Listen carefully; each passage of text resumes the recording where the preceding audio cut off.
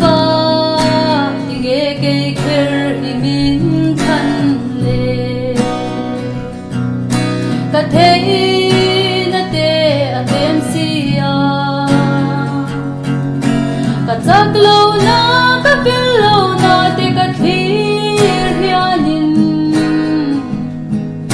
ka thinglo ka thingmol loi ram bol tur hia ka in ngai lut lo na ka ti sa hia hin pe a la mo ka di phallo ka thil ti thei na hi chakloh na sin di famkim na om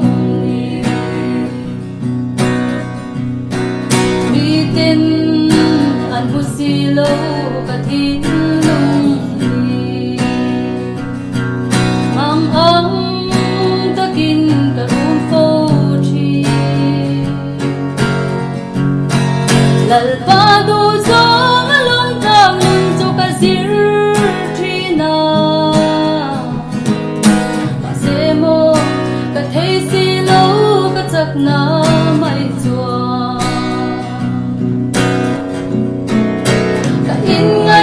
lâu na ka ti sa hia hi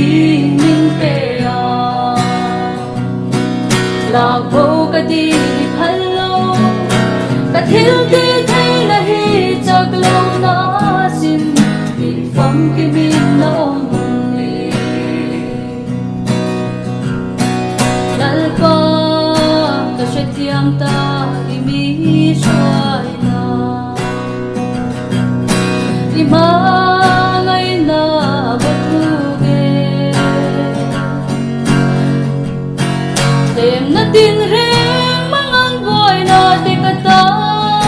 ni rua ta vui lâu ta lom zo ke ko min rua sakhi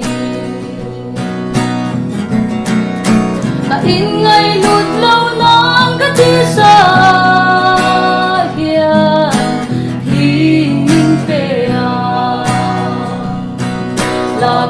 ka di phallo ka thil ti thei na hi chakloh na sin ti famkim na om ka in ngai lut lo nang ka ti sa hia hi ning pe a la po ka di phallo ka thil ti thei na hi chakloh na sin ti famkim na om